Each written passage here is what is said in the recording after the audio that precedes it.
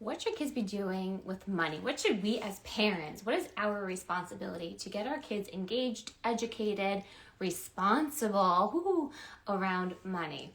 Well, I'm Jessica Weaver, host of Women Behind the Millions and founder of The Wealth Boutique. We have a new book that's coming out, Financial Trendsetters Next Generation, where we have 12 kids from all across the states, all who are children of advisors. Isn't that amazing?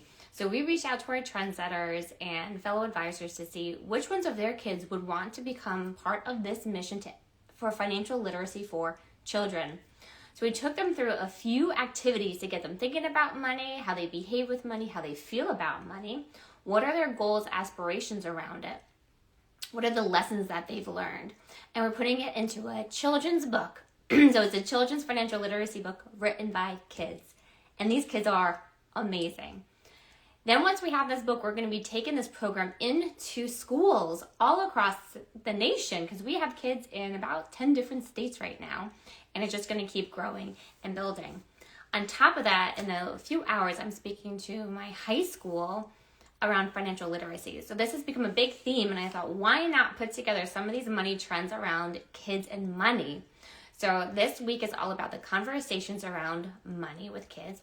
The next week are going to be money activities that you can do with your child to get them physically engaged with money. Money is virtual today. We pay our babysitters via Venmo. We donate online. Kids don't see money like they used to. And then the third week, we're going to dive into how do you create a financial plan for your kid, one that they can track, get excited about, make it more like a game. It's going to be amazing. So this week is all about the conversations we should be having with our children. And I'm going to give you an idea of what we took these kid authors through to get the ball rolling. The big goal here is 1, keep it positive, and 2, meet your kids where they're at. We can't talk over their head. So many advisors do that to us. We don't need to do that to our children. So here are some great conversation starter questions for them. Asking your children, what's your favorite thing to do with money? Probably buy ice cream, go spend it on fidgets, Nido, that fun stuff, right? Games. What's your first memory of money? Maybe it's a tooth fairy, maybe it's getting money from grandparents. What's your first memory of money? Mine was, I remember counting money and I had a tin in my closet and it was the shape of a merry-go-round. And whenever I got in trouble, my parents would bang on my door and say, if you don't open up this door right now, we're taking away all your money. Money gone. That can instill a lot of beliefs around money. So understanding what memories have left an impact on them that they remember it now, that's going to lead into how they view money, how they feel about money. Okay. What's their favorite memory of money? What is something they did with money that they felt really proud of? A proud moment. Every once in a while, my daughter will go into her piggy banks, take some money and bring it to church and donate at church. And while it's not as exciting as saving it for fidgets and Nido, it's a different feeling she gets when she does that. What is a moment your children felt proud of what they did with money?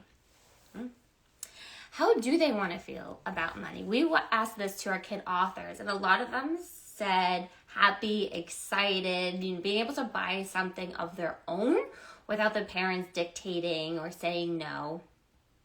Safe, happy, strong, kind, giving. These are all different emotions that children feel about money. Let's see how they feel. And you can tell right away which of the kids are spenders and which ones are savers. And even worried. It's amazing. Even some of the younger children being worried about money. Where is that coming from? And then we can see what's the dialogue we're having in the home around money. Is it negative? Is it positive? Are we kind of saying, no, we don't have money for this, and it's giving the kids anxiety around it? And 2. The next thing we taught our kid authors, and this is going to be part of their book, is creating their own money mission statement.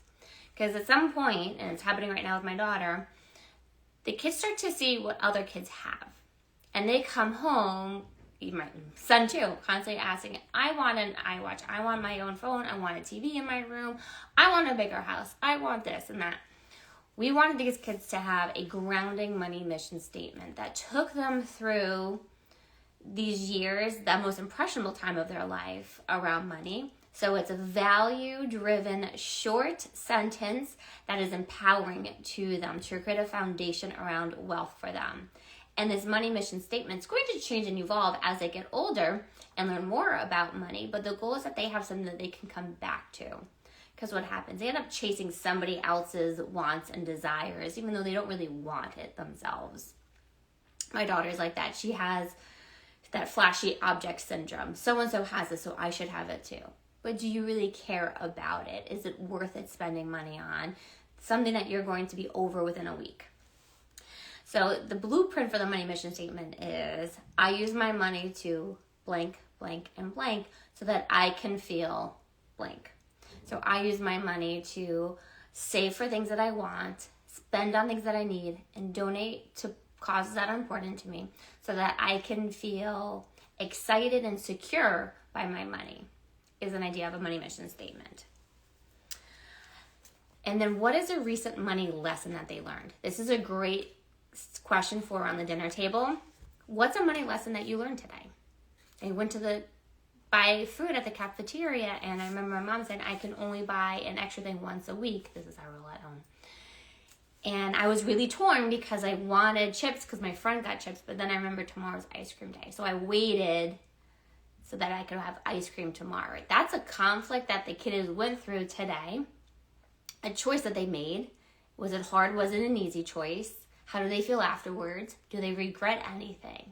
So it gets them thinking that they are learning about money, even though you don't think they are, or even dealing with money on a day-to-day basis. Things are happening in their world, and these are little questions that aren't intimidating to get them to open up around it. And always end with, what's a lesson that you learned, and when did you feel proud of it? And what could you do differently next time? So hopefully these money conversation questions got you started, and you can bring these back to your children. The children authors in our book are starting from ages 6 up to 12 plus. We even have a 16, 17-year-old in the book. These are great for the younger kids. Get them going, get them thinking about money. And then next week we're going to be talking about what kind of activities can we be doing with our children and money to get them going. And then from there we're going to keep expanding on it with creating their own financial plan, which most parents don't have. So imagine your kids having it. What a leg up they're going to have around money.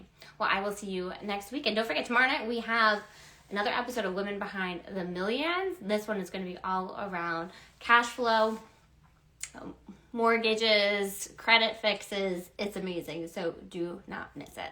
I'll see you there.